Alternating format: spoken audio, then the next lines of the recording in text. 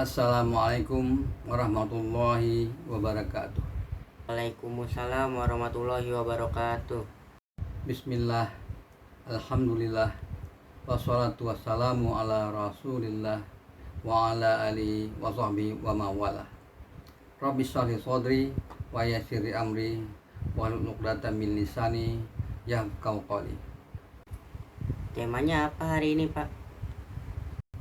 Kita akan memasuki bulan Ramadan. Bapak akan membahas tentang rahasia angka yang tersembunyi dalam surah Al-Qadar yang ditemukan oleh orang yang sangat menguasai ilmu Al-Quran. Rahasia turunnya malam Lailatul Qadar menurut surah Al-Qadar itu sendiri. Sebelum kita memasuki materi pembahasan, Bapak ingin bertanya terlebih dahulu.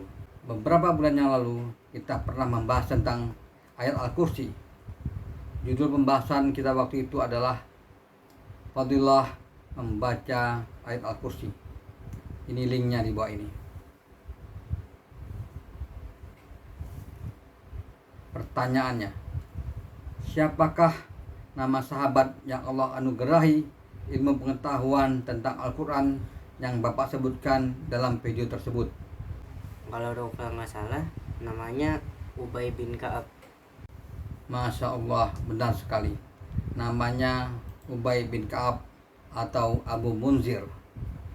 Dalam pembahasan tersebut, Bapak juga ada menyebut tentang seorang sahabat yang akan datang setelahnya yang juga mempunyai ilmu pengetahuan yang luas tentang Al-Quran. Sahabat tersebut adalah Abdullah ibnu Abbas radhiyallahu anhu. Inilah kejeniusan Ubay bin Ka'ab. Ia dapat menjawab dengan tepat dan cepat pertanyaan Rasulullah SAW, padahal ada 6.236 ayat Al-Quran yang harus Ubay pilih sebagai jawaban. Setelah Ubay bin Ka'ab, nanti akan ada seorang sahabat yang lain yang juga mempunyai ilmu Al-Quran yang sangat luas. Sahabat tersebut bernama Abdullah bin Abbas, atau disebut juga dengan Ibnu Abbas. Dia adalah anak dari Abbas bin Abdul Muthalib radhiyallahu anhu. Abbas bin Abdul Muthalib adalah paman dari Nabi Muhammad SAW. Sedangkan Abdul Muthalib adalah kakek dari Nabi Muhammad SAW. Jadi Abdullah bin Abbas radhiyallahu anhu adalah sepupu dari Nabi Muhammad SAW. Pak, siapa saja kah yang bisa disebut dengan sahabat?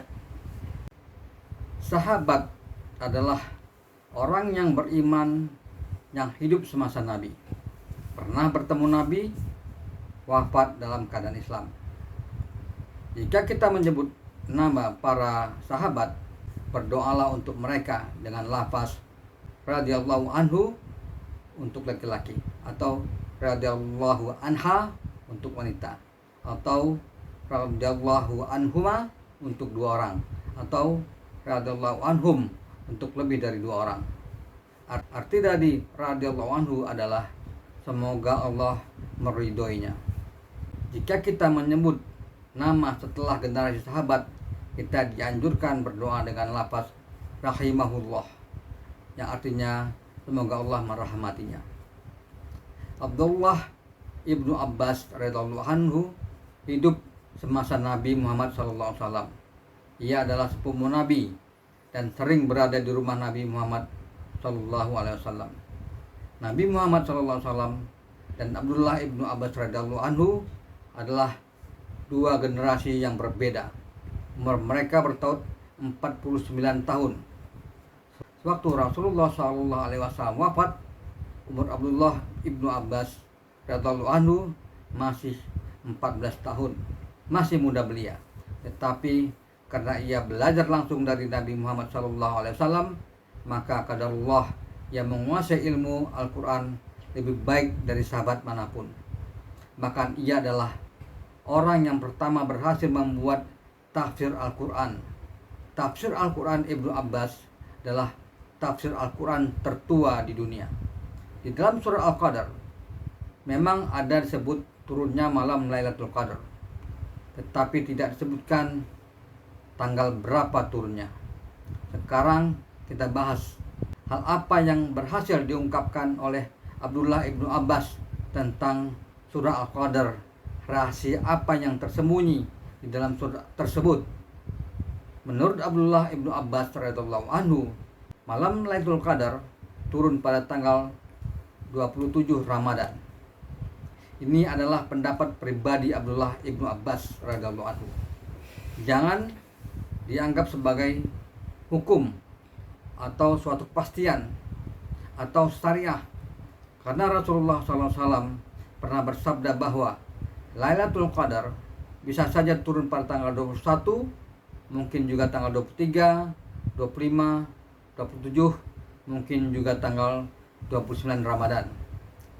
Semua itu adalah tanggal ganjil di 10 hari terakhir bulan Ramadan.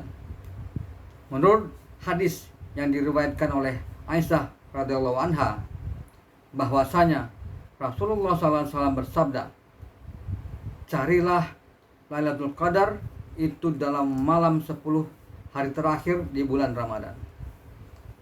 Mungkin juga apa yang dikatakan oleh Ibnu Abbas radhiyallahu anhu benar adanya, karena tanggal 27 adalah termasuk tanggal ganjil dan termasuk 10 hari terakhir bulan Ramadan. Malam Lailatul Qadar adalah tanggal 27 Ramadan. Itu adalah pendapat pribadi Abdullah ibnu Abbas radhiyallahu anhu, bukan suatu syariah. Dasar apakah yang dipakai oleh Ibnu Abbas radhiyallahu anhu sehingga ia sangat yakin bahwa malam Lailatul Qadar itu turun pada tanggal 27 Ramadan? Seperti yang Bapak katakan sebelumnya, Abdullah ibnu Abbas radhiyallahu anhu adalah pakar Al-Quran. Pengetahuannya tentang ilmu Al-Quran adalah yang terbaik dibandingkan dengan sahabat-sahabat lainnya. Dan mungkin saja pengetahuannya dalam ilmu Al-Quran terbaik sepanjang masa setelah Rasulullah SAW. Allahu a'lam. Karena ia belajar Al-Quran langsung di bawah bimbingan Rasulullah SAW. Rumus apa yang dipakai Abdullah ibnu Abbas radhiyallahu anhu untuk mengetahui kapan datangnya malam Al-Qadar? Ini rahasianya. Bacalah surah Al-Qadar. Hitunglah jumlah kata yang ada di dalam surah. Setelah dihitung, kita akan mendapati bahwa jumlah kata dalam surat Al-Qadar adalah 30 kata. Surat Al-Qadar adalah surat yang ke-97 dalam urutan Al-Quran. A'udzu billahi minasyaitonir rajim. Bismillahirrahmanirrahim. Inna anzalnahu fi lailatul qadr. Wa ma adraka ma lailatul qadr. Lailatul qadri khairum min alfi syahr. Tanazzalul malaikatu warruhu fiha biizni rabbihim min kulli amr. Salamun hiya hatta matla'il fajr. Sesungguhnya kami telah menurunkannya Al-Quran pada malam Qadar. Dan tahukah kamu apakah malam kemuliaan itu? Malam kemuliaan itu lebih baik daripada 1000 bulan. Pada malam itu turun para malaikat dan ruh dengan izin Tuhannya untuk mengatur semua urusan. Sejahteralah itu sampai terbit fajar. Nah, sekarang kita lihat berapa katanya. Inna anzalnahu lailatul qadr. Wa ma adraka ma lailatul qadr. Lailatul qadri khairum min alfi syahr. Tanazzalul malaikatu warruhu fiha biizni rabbihim min kulli amr. Salamun hiya hatta matla'il fajr. Ayat pertama terdiri dari 5 kata.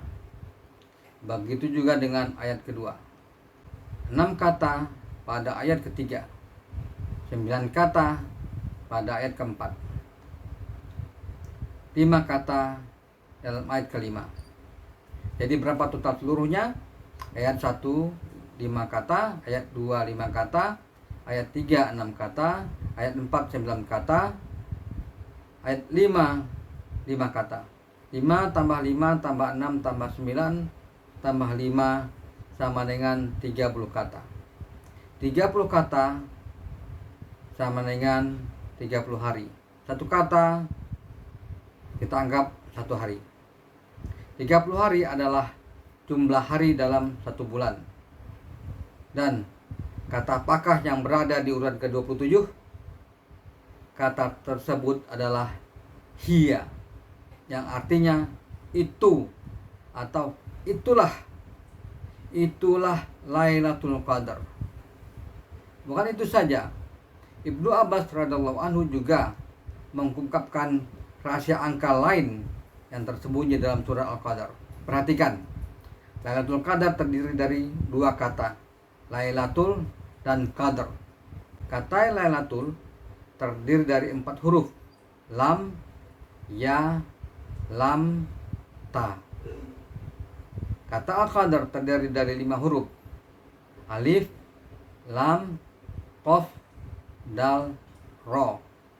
Jadi jumlah huruf dalam kata Lailatul Qadar adalah 9 huruf. Kata Lailatul Qadar terulang 3 kali dalam surah Al-Qadar. Ayat pertama, inna anzalnahu fi lailatul qadar. Ayat kedua, wa ma adraka ma lailatul qadar. Ayat ketiga, Lailatul Qadri khairum min alfi syahr. Jadi Lailatul Qadar 9 huruf kali 3 sama dengan 27. 9 huruf 3 kali terulang jumlahnya menjadi 27.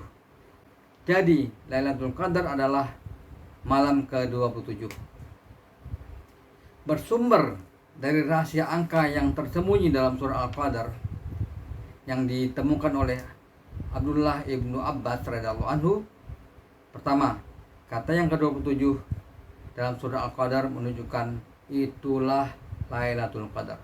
Kedua, jumlah huruf dari Lailatul Qadar karena terulang 3 kali adalah 27.